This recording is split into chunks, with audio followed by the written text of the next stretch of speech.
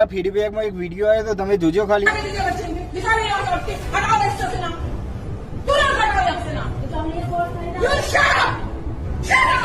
અને આપણે જનતા એવી થઈ જઈએ ભાઈ ભેગમ ભેગી. ગવર્મેન્ટ આટલા બધા લાભ આપવા છતાંય ગવર્મેન્ટ આટલા બધા લાભ આપે ને એ છતાંય ગવર્મેન્ટ સ્કૂલમાં નહીં મૂકવા છોકરાને મૂકવા પ્રાઇવેટ સ્કૂલોમાં. ભલે ને બાપના તળિયા ગહાઈ જાય, ચંપલ ગહાઈ જાય ને તો એ ચાલે. બાપનો પગાર 15,000 20,000 એવો પગાર હોય ને તો એ પિતાશ્રી તો એમ જ કી કે ના મારો દીકરો તો પ્રાઇવેટ સ્કૂલમાં જ બનશે. અમુક 1480 ને 81 તું તારો દીકરો મૂક ને ભાઈ, કે તારી દીકરી મૂક.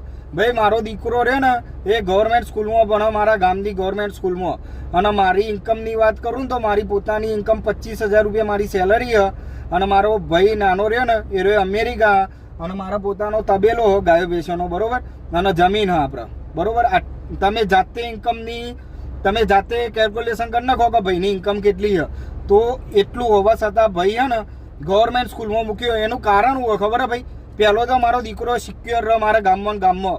એને ના ટ્રાવેલ કરવું પડે, ના માનસિક ટોર્ચર થાય ને કશું. જાતે કેલ્ક્યુલેશન કરે ને ભાઈ, અત્યારની દીકરીઓ રહીને જે માતા બની એ જાતે કેલ્ક્યુલેશન કરે ને તો એમને ખબર પડે કે જે ગવર્મેન્ટ સ્કૂલોમાં શિક્ષકો રહ્યા ને એ રહે એમનો પગાર, એમની સેલેરી કેટલી હોય ખબર? 80,000 90,000 1 લાખ રૂપિયા 1.5 લાખ રૂપિયા પગાર હોય ભાઈ. તમે એક માનસિક રીતે જાતે વિચારો ને તો એ ખબર પડે કે 80,000 કે લાખ રૂપિયા વાળો સારું ભણાવે કે પેલો 10 કે 15,000 વાળો. હા, તમે 100 રૂપિયાની થાળી ખો અને 500 કે 1000 રૂપિયાની થાળી ખો, ફરક નહીં તમને લાગતો? તો એ મા બાપના ને જાતે વિચારવા જેવી વસ્તુ છે. અને હું તો કહું ગવર્મેન્ટ સ્કૂલોમાં અત્યારે તો તમને લાભ મળે પણ તમારા દીકરાનું કે દીકરીનું આવવાવાળું ફ્યુચર એ તમારું સિક્યોર થઈ જાય. એને કોઈ સારી એવી ડિગ્રી લેવી હોય ને ભાઈ એ વખત ગવર્મેન્ટ બધી સહાયો મળી શકે.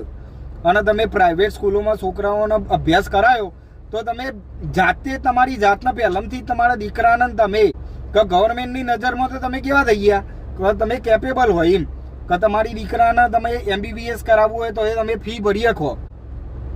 અત્યારના મા બાપ એવું વિચારતા નહીં, ખાલી અત્યારનું વિચારે ને પોતાનું વિચારે કે મારા શું કહેવાનું સમાજમાં. સમાજ તો ભાઈ કશું કહેવાનું આવતું જ નહીં. સમાજ કરીને પથારી વેવડી નાખી આખી દુનિયાની.